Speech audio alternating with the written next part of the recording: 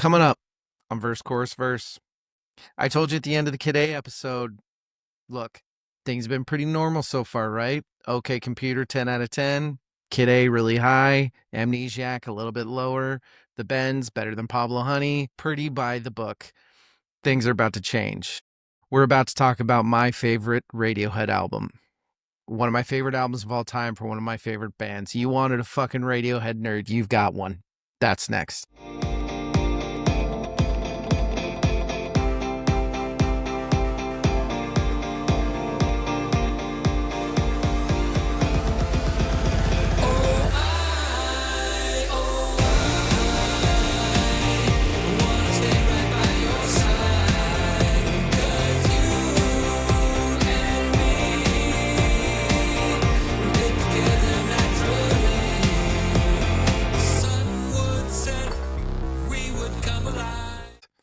Hey everybody.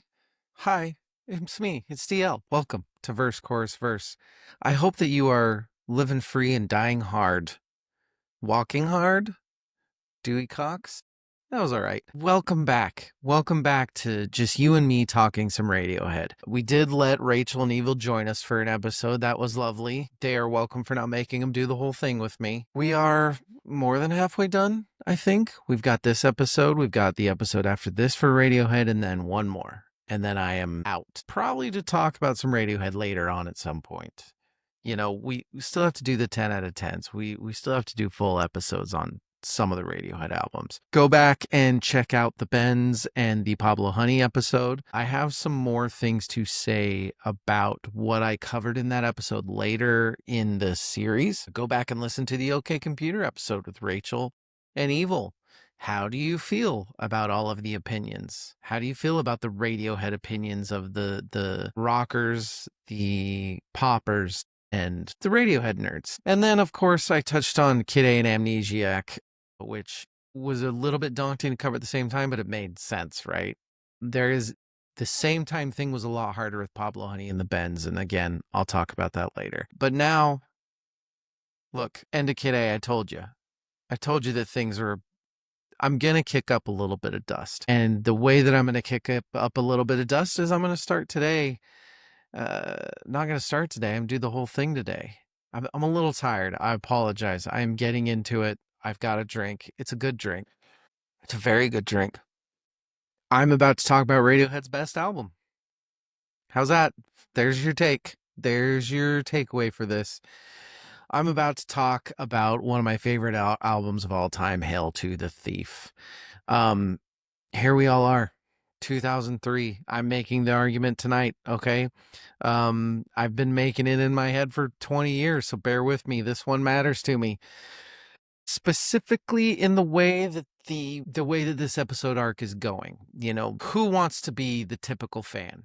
Who wants to be the person that agrees with everybody else about the Bends being, you know, this, and OK Computer being this, and Radio and Kid A being super, super influential and amazing, but it's, you want to be different, right? And I feel like this is where I'm different than a lot of the fans. Not, you know, there's a lot of Radiohead fans out there. I know there are a lot of Hail to the Thief fans out there. I don't know if there are a lot of love Hail to the Thief as much as I do out there. I hope there are. I hope you're there. Write me. Let me know. Let's share our Hail to the Thief love. Let's share the fact that it's a absolutely perfect album. Spoilers for what I might score this. I know I'm being harder on albums lately, but hey, if an album's a 13 out of 10, it's a 13 out of 10. Should we get to the most important part of the night? What are we drinking? I'll tell you what I'm drinking. I know it looks like I'm sticking to my health stuff, which I'm still doing. It's been a long time and I'm doing great. I may not look it. I may still seem a hobo. I'm looking at myself right now. He is a pasty, sad looking man. That's okay. I'm just a little tired. Okay. But I am not. This is not a seltzer water. This is not a boring old healthy DL seltzer water. This is a delicious, with a little bit of lime, gin, and soda. I figured I had to do something a little bit British, a little nice, a little fancy. So it's just some Botanist and some soda. hard to go wrong with The Botanist, right? I find it to be. I also think that it's a bit of a metaphor for this band and this time, and it's a little bit angry. It's not just some smooth, knock it back. Yeah, it's an acquired taste, gin in general. I don't think your first time sipping gin, I don't think anybody said, "Oh, that's delightful." I think most people spit it out and worried about how we're going to drink it when it's the only bottle that they stole from whoever's parents that night. You had to get through it though, because, you know, what are you going to not drink when you're underage? Don't drink when you're underage. The people my age did. Your age shouldn't. I guess we'll put it like that, right? That's what I'm drinking. Gin. Gin. Yummy. I just feel like I'm dismantling my identity drinking clear liquids with this album, but I'm okay. We're going to make it through. That is what we're drinking tonight. Should we talk about the arc so far? What's happened? For anyone coming in, fresh, needing a reset, we've got Pablo Honey, 1993, a fine Brit rock album, 7 out of 10 with one of the greatest rock songs ever, right? We've got the Bends, 95, the album where they became Radiohead, where the guitar started to get complicated and the ambition became real. We've got a 9 out of 10. OK Computer, most would say peak of guitar Radiohead. I think actually I don't know who's gonna really argue that. Probably nobody. The album that was so big that it broke them. Um, some people may call that a 10 out of 10. I feel like a couple people really liked OK Computer. Into Kid A 2000, put the guitars down, picked up the whatever things they wanted to, and wrote a complete masterpiece, which I gave about as close to a 10 as you can. Maybe kind of regret it. Amnesiac 2001, same sessions, different discipline. Songs like Pyramid Song, which are, I don't know, I feel like career altering things. Still an amazing album and one that grew on me as we studied. And now here we are. Hail to the Thief. I've been sitting on this album since I started the pod. I've wanted to cover this album. The albums like this are the reasons that I wanted to start a music podcast. And here I am getting to talk about it with you, true blue fuckers. Uh, Speaking of which, any Radiohead fans? Some people that might enjoy this? Some people that just like podcasts that want to hear a cool guy, right? Tell a couple friends. Come listen to it. Get us a couple more listeners, would you? We're growing. Let's keep growing. I want that Riverside affiliate money. I want that Spotify money. Now that Live Nation is being broken down, maybe we'll start doing some live events now that their tickets are going to be a whole $1.27 cheaper. Not sure how much of a win that was. I'm sure we'll be talking about that at the end of the year finale episodes. Yeah, tell your friends. Come listen. Maybe not to don't throw them into the deep end on this episode. Maybe you got pasty white tired DL. Maybe wait until he's strapping young tan DL. Maybe I'll get a little bit of shave going, and definitely wait. Introduce them when Rachel and Evil are here. They're far more attractive than me. I mean, we just get into it, right? I've kind of done doing the break thing. So traditionally in podcasts, I'll make this really quick because you don't care. But what you wanted to do is eventually leave breaks in your podcast so it'd be really, really easy to throw ads in when you started getting sponsors or you got picked up by an affiliate who wanted to throw commercials in rather. Podcasts have kind of evolved beyond that. So it's a practice that doesn't really make sense. It's just so ingrained in me since I've been doing it for 6 years that we've been doing it. But I'll get the hang of it and I'll take the breaks out, okay? Calm down. All right, let's get to the note heavy portion of the episode. Let's get to the story of how this album happened and how you really have to understand who Radiohead was at this point. Kid A was 2 years in rehearsal rooms building a language from scratch. That with Amnesiac, which was, you could call it cutting through more floor material, but or you could say that Kid A was so brilliant that there was plenty more to make a whole other album in Amnesiac. Either way, they had thrown away the traditional musical components and gone with these things.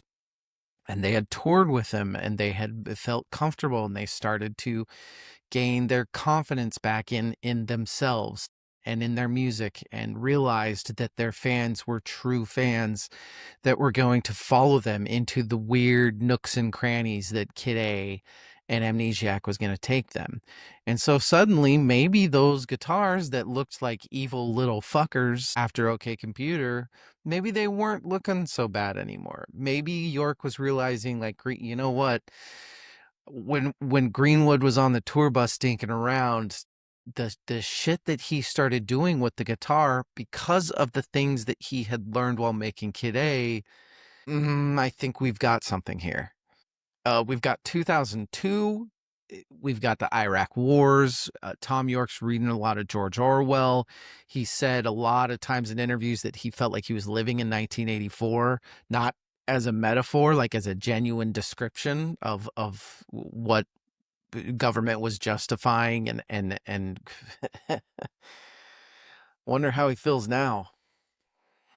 But it was a very different, Kid A was looking inward. Kid A was depression. Kid A was dissociation and disappearance and how to disappear completely. And Michael Stipe telling him, I'm not here. This isn't happening.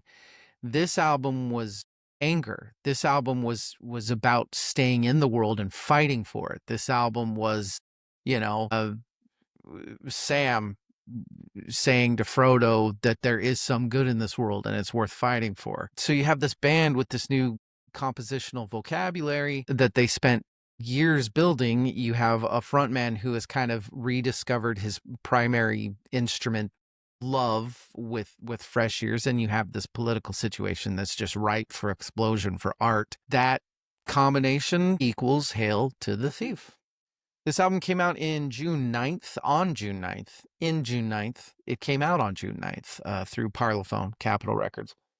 This was recorded in Hensall Studios, LA, over 2 weeks in September 2002. 2 weeks after 2 years of sessions for Kid A and Amnesiac, they cut this shit. They recorded this shit in 2 weeks. It was fast. It was deliberate. Yorke said they wanted to capture the feel of a band playing together in a room. And I think that you can hear that, especially after the concentration on the musicality of a sound of they were trying to do in their previous work. This is produced by Nigel Godrich. This is the album that you most clearly hear what he does. The sound that he makes, synthesizers and guitars kind of working in the same sound space without combating each other or going over each other. It's seamless. It doesn't feel like a guitar album at all. It doesn't feel like a synth album at all. It feels like a fucking rock album. It just, Hail to the Thief. You're going to walk away liking this album more. You are going to walk away from this episode liking this album more. God damn it. I frequently lean to the DL that will always say that I don't know anything. The older I get, the more I learn that I know nothing. And whatever music knowledge I have is nothing compared to probably a lot of people that I am in the room in at any time. But these are the episodes where I will say, I actually know what I'm fucking talking about. Damn it. I've lived, eat, breathed music for a better part of my life. I've been a part of a lot of big music things. Hail to the Thief, you guys. You are going to like this album more because of this episode, or I will die. This is 14 tracks. It's 46 minutes long. It is the longest Radiohead album at that time, and critics called it overstuffed. They called it, this is, Kid A and Amnesiac was when they fit. Now they're the big headed. Now they're the stuffy. They're trying to do too much. There's piano work going into rock, into soundscapes, into heaviness. They don't know what they're doing. They are dead wrong. They are absolutely wrong, right? Each title also has, I'm bad with titles, I'm realizing, because I may put the record on and let it play. But each title does have a subtitle in parentheses: Lukewarm, The Bony King of Nowhere, Dead Children, It Girl Ragdoll. Yorke chose these separately from the track titles. They function as a second lyrical layer. They illuminate songs and kind of complicate them in ways that are deliberately uncomfortable. Deliberately uncomfortable would be a wonderful catchphrase for a lot of Radiohead's work at this point, I think, because Amnesiac was so comfortable. Psych. The title did come from this kind of 2000s presidential campaign thing, but Yorke had already been using that. This wasn't because of any specific presidential campaign. This wasn't an attack on George Bush. This was more of a broadly, like I said, 1984. This was government in general, and it wasn't even just the U.S. It was the U.K. It was a lot of politics and the lack of truth there. I guess not to. I mean, it doesn't take a fucking rocket surgery scientist to figure out Hail to the Thief, right? This album did leak 3 weeks before it released because it's 2002. Why wouldn't it? Radiohead said, fuck it. They put it out anyway. Radiohead has never been. This was like one of the first major label cuts where the leak didn't really make anybody panic. Radiohead has always been like that. Radiohead is always going to give you that free online, do the thing. We don't care. We'll start it online. We'll do this. We'll do that.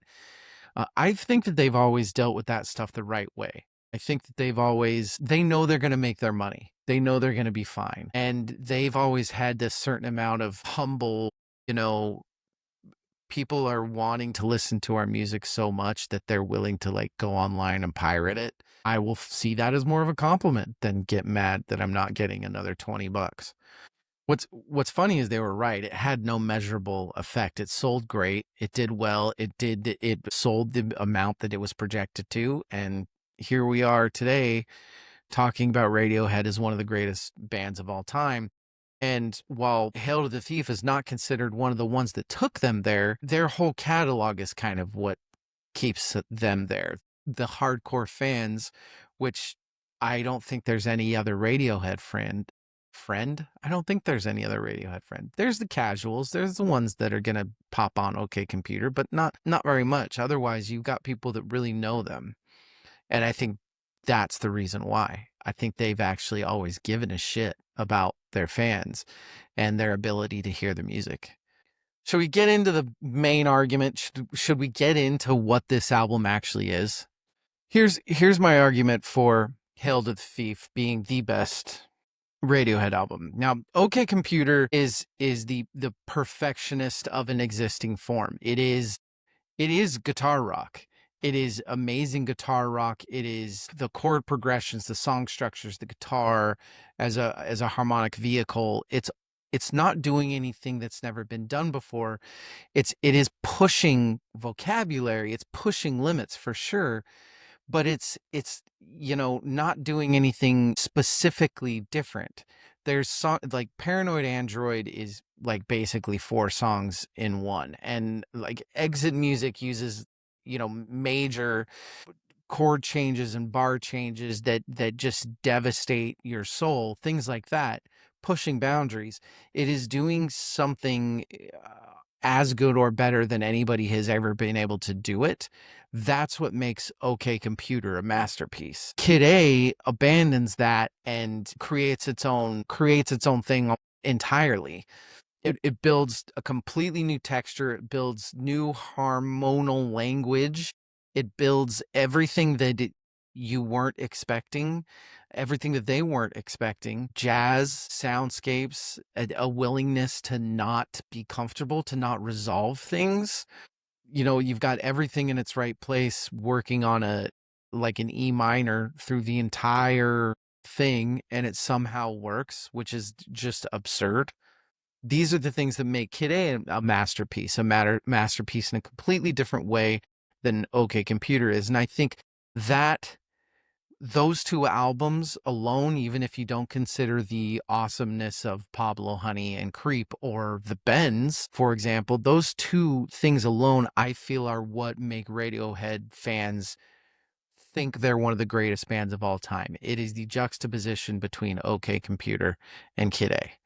Hail to the Thief is what happens when somebody has completely opened themselves up to both of those vocabularies and figured out how to do them well, really well, better than most people ever have been able to, and sit down and blend them together and hit their microphone because they're passionate. The guitar is back. The person who is playing it, who is already an amazing guitar player, has spent 3 years thinking of different ways to come at that instrument.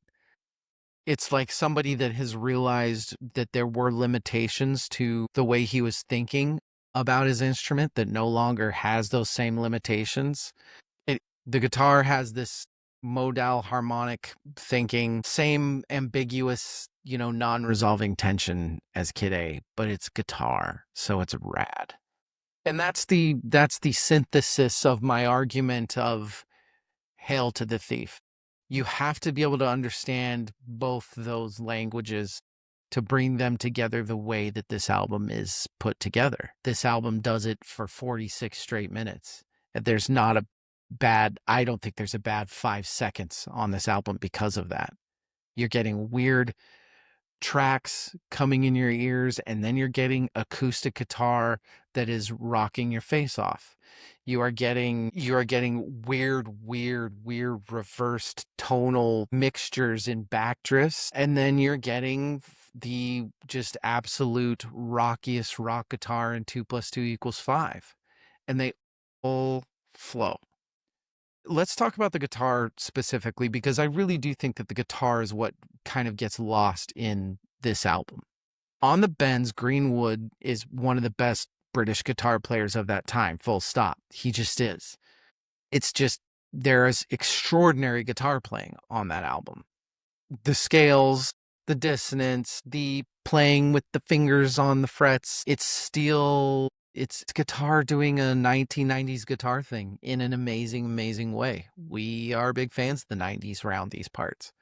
Him coming back after OK Computer, after Kid A, him coming back to the instrument, and it's not like he fucking burned it and said he was never going to play again. That was Thom Yorke's job. No, Greenwood still loved the guitar. I'm sure he was still playing it all the time. He still plays it on Amnesiac. But because of him putting it down for so long for the music and then coming back to it, it leads to one of the more interesting things in a band's catalog that I can think of off the top of my head. Go to Sleep, I was talking about, it sounds, at first blush, it just sounds like basic acoustic work. And then you listen to it, and it's not doing the same thing that an acoustic guitar traditionally does in rock music. It's not the folky ADC. It kind of drifts a little bit. It's doing the same work that like the Martinet is doing on Kid A. And that is remarkable. This is one of the more traditional sounding instruments doing one of the more non-traditional things in a song. Or we can talk about 2 + 2 = 5. The first 90 seconds are extremely stripped back. It's restrained drums. It's Yorke's voice, kind of mid-register, chilled out. And then the band arrives. And then the detonation happens. And the guitar, again, at this point in a song, it's not doing what a guitar usually arriving at this point in a song does. It doesn't swell. It doesn't harmonic. It's like a rhythm. It's like a different type of rhythm guitar. I can't. It's a texture. Mino Taki good. And then it just gets louder and it gets awesomer. And then you hear him in the background suddenly wait. Oh, okay. He's playing blues chords now. Hail to the Thief. I also want to push back on some things. This also got criticism in 2003 for being a political album that was way too subversive. For grow some balls and just come out and say it. What happened to the Descendants with Just Another Stupid American? Like, why can't you, what are you, what are you hiding under there? Why are you trying to be so overly intelligent about it? Why don't you just say, you know, fuck the government? That like the album is separate from or at the expense of the musical content, not wanting to be obviously political. I don't believe that for a second. I think that they were being very intelligent about it. I think you take a song like 2 plus 2 equals 5. It's not political because the title is an Orwell reference. It's political because of what it's doing as a song, as the structure of the song is helping with the lyrics. The first half is quiet and it's asking polite questions. And then, like I said, it explodes and it gets violent and it gets mean and it stops being so polite. I think the structure of the song is the politics here. I don't think we have to run around with, I'm not going to get into that. I'm not going to get into that. DL. What about myxomatosis? Myxomatosis. We all know it. We all love saying that word every day. The title is a reference to the UK government in like the 50s gave this disease to rabbits because they just decided in the UK there were too many rabbits and they were just like, well, we can do this. Let's just throw a disease out into the world so we can kill a bunch of rabbits. I learned that obviously while studying for this. The music it's a single chord harmony that doesn't fucking move for like 4 minutes. It stays in one place. It doesn't go anywhere. The harmonic stasis is the argument that it sounds like something that can't get out. It's creepy as shit, especially when you know what myxomatosis is. This is what I mean when I say that they carried the Kid A stuff into this album. The non-resolution, the refusal to move through cycles, the refusal to adhere to like the kind of traditional Western rock while still being a rock album. I think maybe they were going for not resolving in an album. This is a world that's not resolving. So let's make an album that doesn't resolve. And yet at the same time, there are so many brain pleasing parts to the songs in this album. There are so many. Should we talk about what Yorke is actually saying?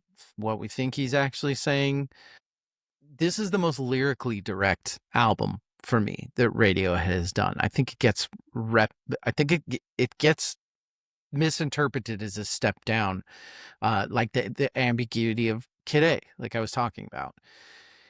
Kid A's lyrics are fragmented to the point of not really, you don't understand them and you're not supposed to understand them. Everything in its right place is words from a notebook rearranged by a pitch shifter. Like they knew that their message was not in the lyrics. I'm not here, this isn't happening. That's 6 words of dissociation. It's beautiful, amazing lyrics, but it's not about you. It's not about wanting to share with you. It's about him. It's about inward. It's about what I'm going through. Hail to the Thieves are much more direct. It's a directness that's a compositional choice through the music and the lyrics. When you name your song 2 plus 2 equals 5, that is a statement. The clarity is the argument.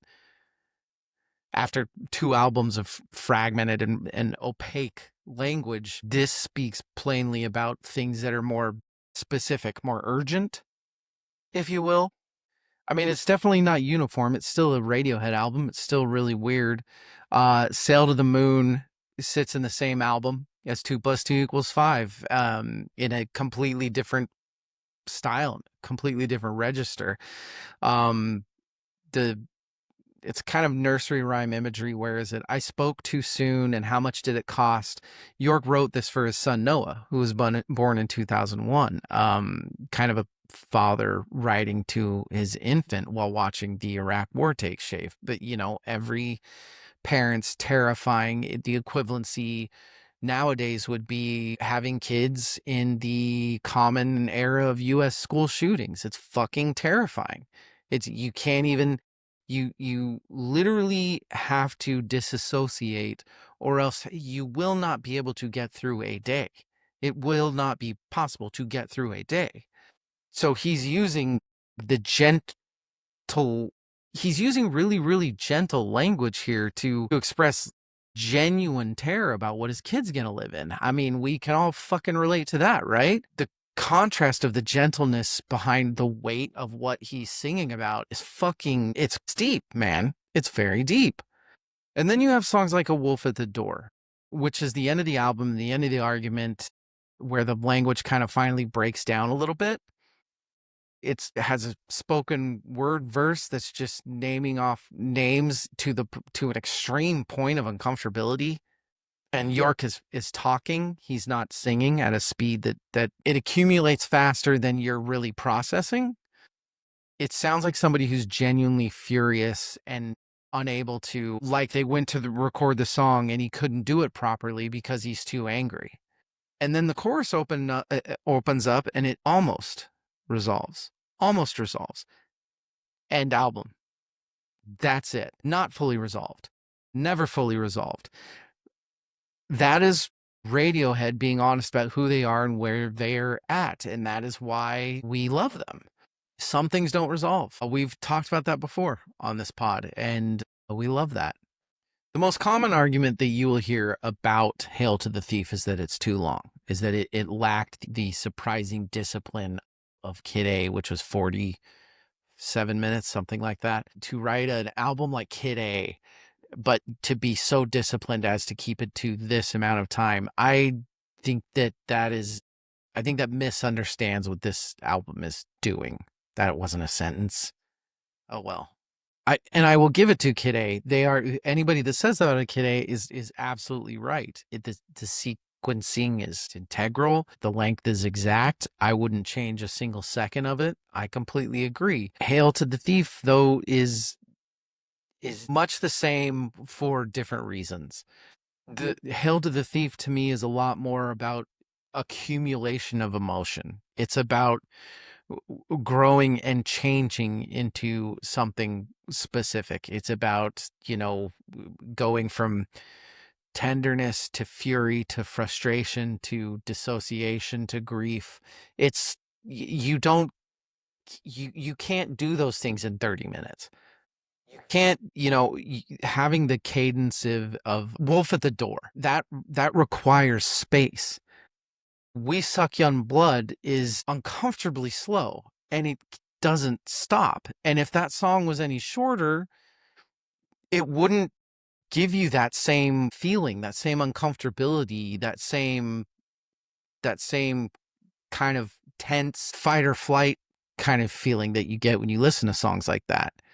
The songs where he's, Yorke in that is using this almost like gospel call and answer thing, talking about these, super dark young performers being consumed by Hollywood in these very wrong harmonics. You can't take songs like that. There's none of that doesn't belong on this album.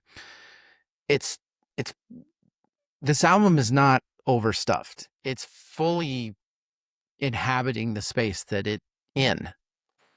I think a 56-minute album that earns every minute, there's no difference between that and a 30-minute album. There just isn't. And this earns every single minute. What section of there are you cutting out? There is, what is it, 5 minutes, 30 seconds long. We better cut out that stupid build up in the middle, right? Critics are fucking morons, guys.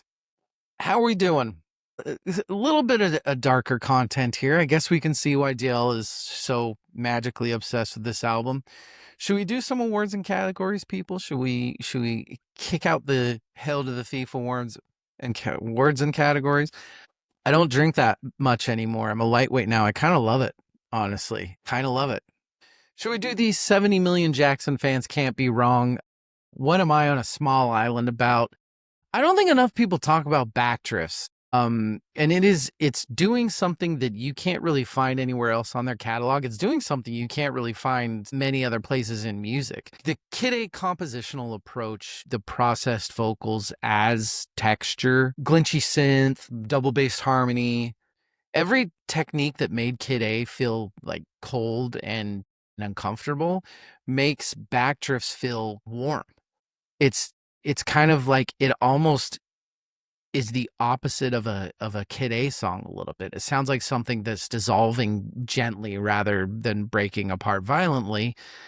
And I just think it's an incredibly difficult thing to do, especially on an album that where it's stuffed in with like Wolf at the Door and 2 + 2 = 5. And then you have this super flowy, it's still dark, it still resonates, but I just, I think Backdrifts should be talked about. One of the more talked about songs on this album, and I think it gets looked over a lot. What's love got to do with it? What's my predisposition? Look, I'm maximally predisposed to loving this album. We already know how much I love Radiohead. Do that over. My objectivity on this is between limited and non-existent. I've had this album for 20 years. I've been in love with this album for 20 years. I've been a champion for this album for 20 years. Genuinely, when an album is this close to you for this long, I genuinely can't separate it from myself. Every single song, I can think of multiple moments in my life of heartbreak and of joy and of trips and of fun times with friends and being alone in the dark and trying to figure out what the fuck I was doing with my life. This album is one of the main soundtracks to my life. So I'm extremely predisposed to loving it and wanting to give it a high score and having it make me love Radiohead even more.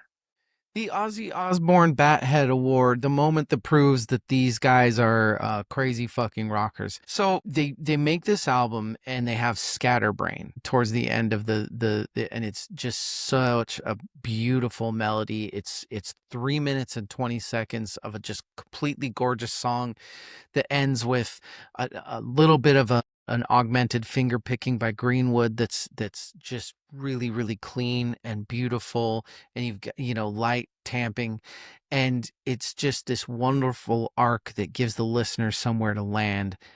End of album.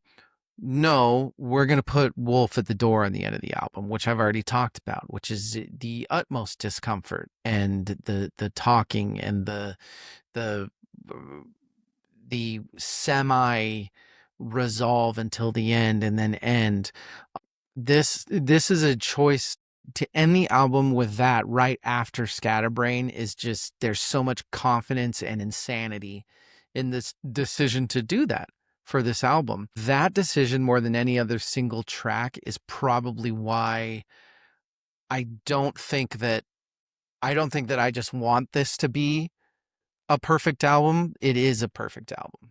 The DMX Mark Lanigan Award, what makes them unique? What makes them give zero fucks? What makes them the ultimate rock stars? They made a political record in 2003 where the politics are in the structure of the music, not just the lyrics. We already talked about that.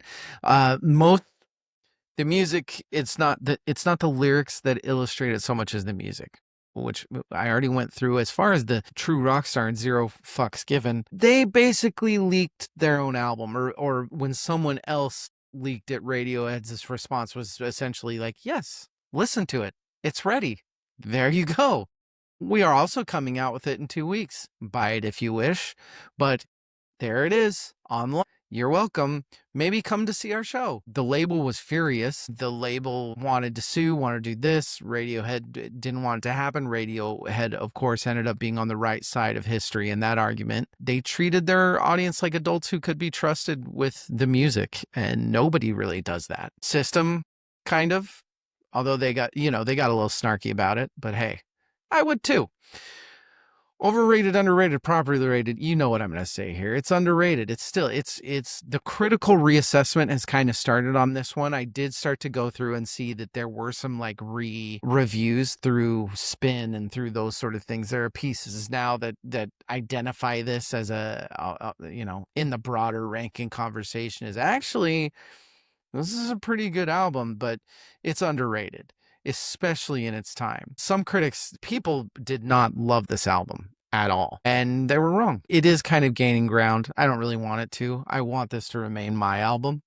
This is my Radiohead album. Nobody else likes it but me. We all we all want to feel like that sometimes, right? Influences and influences. I think the influence I think a lot of the influences and influences is their own stuff. They did cite a lot of bands like like Can and New and people like that, kind of the harmonic studies that they were doing at that time of bands like that. But a lot of it is more author sort of stuff. The influences are really hard to trace because Hell to the Thief hasn't been given really any canonical credit at all. They haven't been it has not gotten its flowers. I don't think it ever will get its flowers. And so because of that, you don't really hear anybody talk about this album. At least I haven't. You guys should let me know if you've heard any rumors online of people that may have liked it or not liked it. I can tell you that Greenwood started working a lot on like Paul Thomas Anderson films, things like that. That probably, right? Stuff like that. Never mind the Bullocks. Is it their best album and is it even close? Look, usually I try to be on the fence with stuff like this and I'll say, look, I understand OK Computer is one of the greatest albums of all time and this is my favorite, not their best favorite. This is their best album. This is their best album. I've felt this for an incredibly long time. I'm not backing down from that. The honest case against it is that OK Computer is a more coherently album. Structural album. It's a complete artistic statement. I think that there's more musical and emotional range on this album than OK Computer. I think this album pushes you not just not just lyrically but musically as a musician pushes your thought process deeper into little dark corners than OK Computer takes you. The John Prine Best Lyric Award, Sail to the Moon, I Spoke Too Soon, and How Much Did It Cost? So the same song that I already talked about it, he sang for his son, just the imagery of the children's books and the nursery rhymes and the adult trying to explain the world to somebody too young to understand what that truth could possibly be. The specific fear of being a parent, and you can say at this time, but it's any time. It's the imagery and the fear. Not a lot of decoration on those words. Shit ton of content. It's Thom Yorke. That's kind of John Prine. That's who John Prine fucking was to John Prine. Or the whole song of 2 + 2 = 5. That song's so fucking rad. I just love every single line on that album. So that too. John Popper Best Hook Award. It has to be. I think I've used this term a couple times. It's got to be the detonation of 2 + 2 = 5, right? Doesn't it? It's the timing of that arrival. You're a minute and a half into the song. It's near acoustic. It's restrained. I wish so many times. I so frequently wish that I could go back and listen to this album for the first time, because what people must expect the first time they hear it with 2 + 2 = 5, and you're going into it and you're listening to that first minute and you're like, oh fuck, Radiohead, my god, like we just got done with Amnesiac, can you punch me in the face one time? And then the band comes in and the placement of that arrival is, even though it's a minute and a half into the song, I think musical ears, you know what I'm talking about, it hits early. It lands like, I think it's like just, I don't know if it's just before like a metrical downbeat or something like that, but it it it it's like the fucking Inception dropping back into the water the second you hit the water sort of thing. That hook is amazing, and the surprise of the arrival is the hook. That's the hook of the whole thing. The thing arrives before you're ready for it, and you're already in it when you realize that you are. The Eddie Van Halen Award. Greenwood's guitar work, how about across the whole album? It's a technical fucking, there's wizardry. There's technical wizardry in this album. Not one moment, the whole thing. The bends, like I said, amazing British guitar. Tradition pushed to the limits.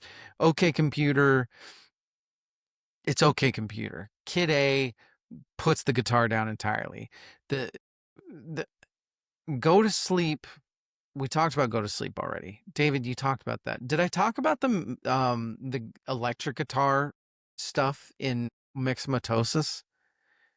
Go listen to the electric guitar, the dissonant stuff that he's doing for the entire 4 minutes in the background of that song. That's such advanced composing shit that these guys are doing and that he's pulling off.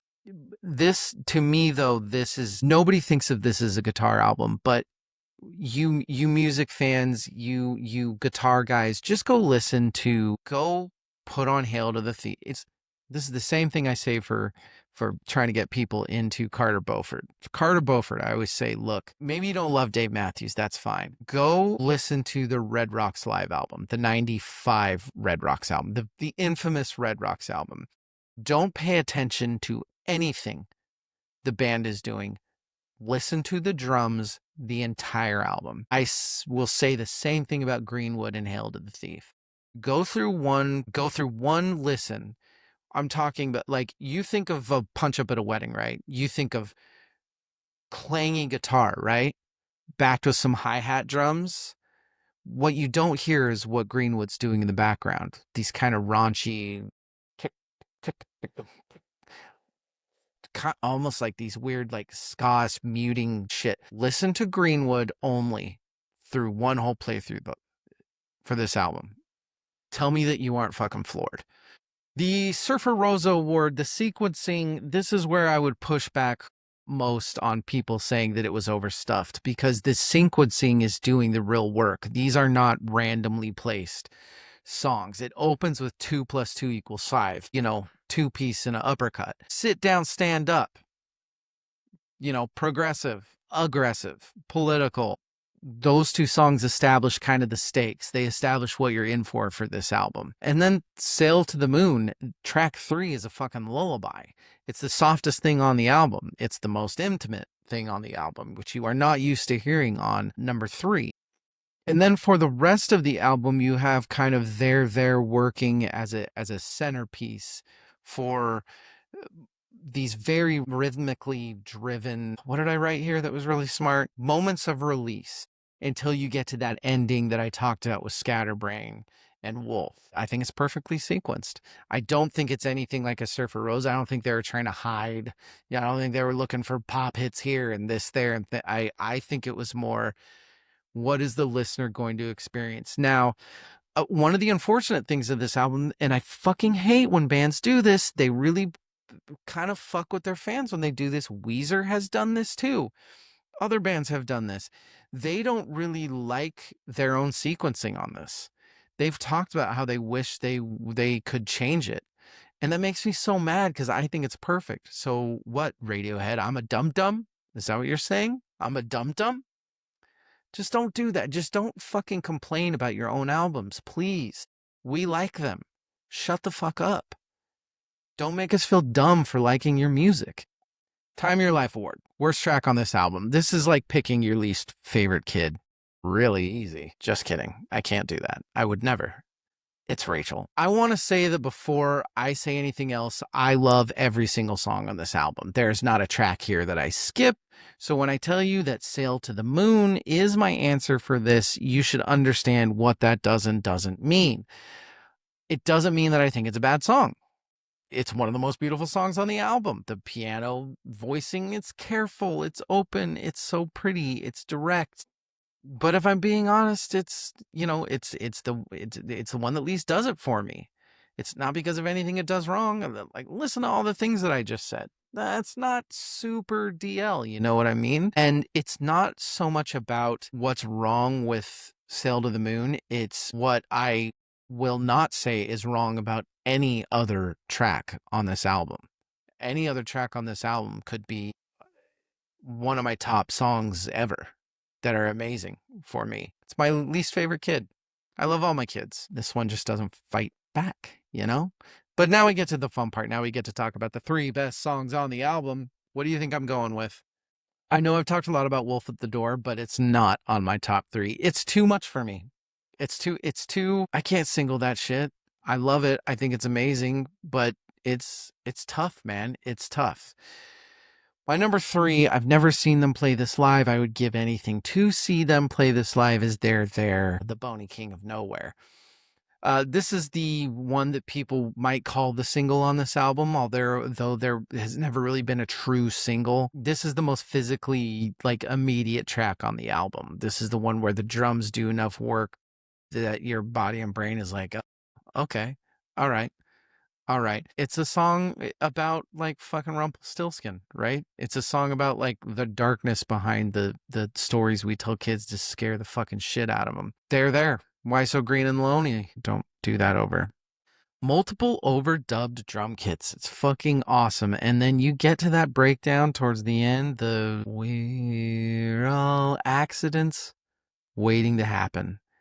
That is creepy and it's amazing, and I don't fully know what it means, but I want to think I know what it means because I'm smart.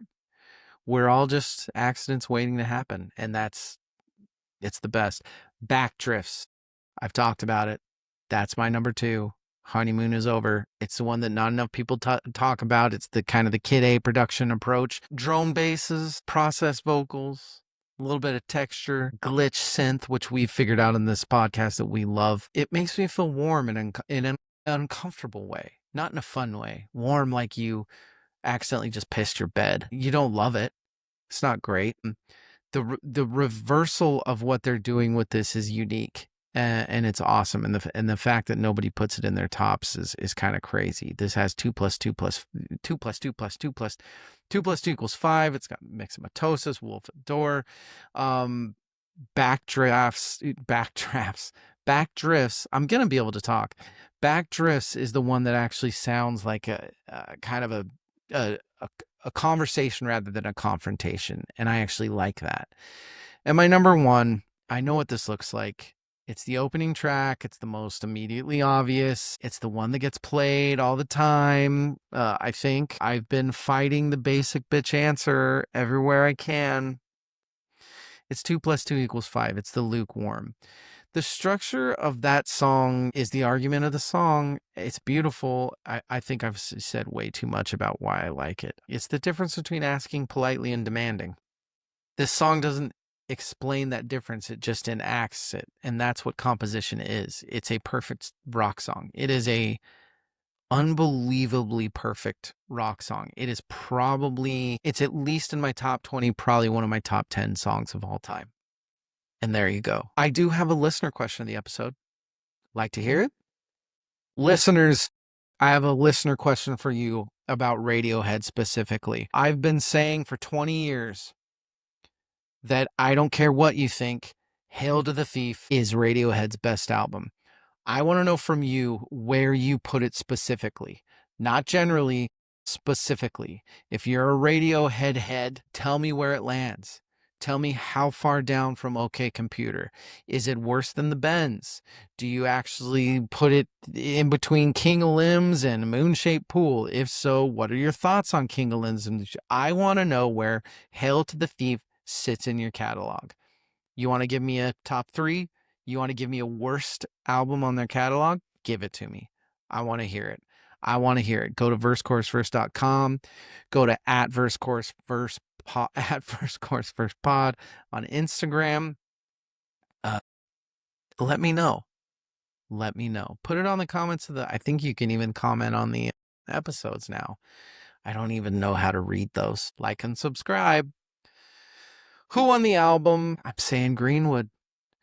Look, I want to actually say Thom Yorke, which is unfair because when do you not want to say Thom Yorke?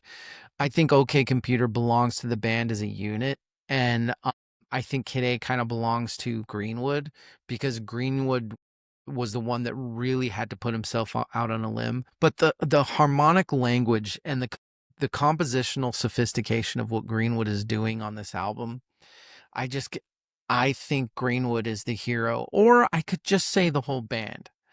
Look, maybe the arc belongs to Yorke. Maybe the arc does belong to Greenwood. I don't know. You know why I don't know? Because this album, this band is amazing, and they've never made you feel like, well, these guys do the writing and this guy doesn't really participate and this you know that Tool shit that happens every time Tool almost comes out with a fucking album for 4 years? Yeah, Radiohead doesn't do that. They actually like each other and they're not pieces of shit. So, uh, sorry. The members of Tool are not pieces of shit. Maybe one. Score reveal.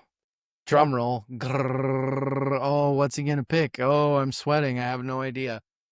Pablo 7. Pablo Honey, we gave a 7, right? Benz, we gave a 9. OK Computer, it got to 10. Kid A, an extremely high 9. Amnesiac, not too far off. I said at the end of Kid A that there was something better. And I've been making that argument for an hour, okay? I don't give easy 10s. And I'm not going to give easy 10s. A 10 has to earn it. Hail to the Thief earns its 10 because it proves to me that the synthesis can be more important than the thesis. Doing multiple things at the highest level: guitars, electronics, writing, lyrics, fury, vulnerability. It's just so hard to do these things perfectly together. And I think this album is just where I learned that you can do all of it. You can have your cake and eat it too. You just have to be a perfect band at the perfect time that has pushed yourself in completely different directions for years and years. And at this point in time, you've got a band in Radiohead that has 2 10s and a 9.8. And that's why Radiohead is one of the greatest bands of all time. And that's not even, that's kicking the Benz out of bed, which is an easy 9. And Amnesiac, which I think I gave a 8.9, an 8.9, something like that. So right now, with the exception of Pablo Honey, we are right. It's Radiohead, you guys. And I'm going to tell you right now, there might be some coverage later where I talk about how I might not have, I wish I would have done more with the Bends. I'll say that. I wish I would have done more with the Bends. And I think I'm going to talk about that at some point in the future. Hail to the Thief, Radiohead, 2003.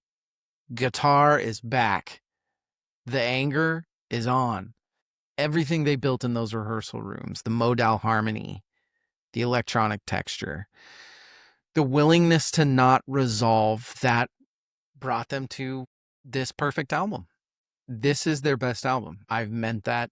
I meant that when I first heard it. I mean it now. And we are not done with Radiohead. I've still got In Rainbows to cover. I still have King of Limbs to cover. I've still got Moonshine. I got a lot of shit. We've got a couple more episodes left. Some of you are going to agree with me with some of these things. You know, I have a position on In Rainbows. A lot of people do. A lot of people think a lot of very strong things about In Rainbows. I do as well. So stay with me and you will find out what that is. VerseCourseVerse.com, at VerseCourseVersePod. Hey, tell a couple friends. I hope you're enjoying the Radiohead coverage. I heard you loud and clear. I am trying to dig a little deeper on these ones, and I hope you like it. You gave me permission to open up the floodgates and get a little nerdy. That's what I'm doing. You just wait for the next couple episodes. I'll give you a little hint. They ain't going to be no fucking 60-minute episodes. We love you. Good night and good luck. There just came on. God, I don't want to stop talking about it now. Fucking go listen to the Hail to the Thief. Go listen to it right now.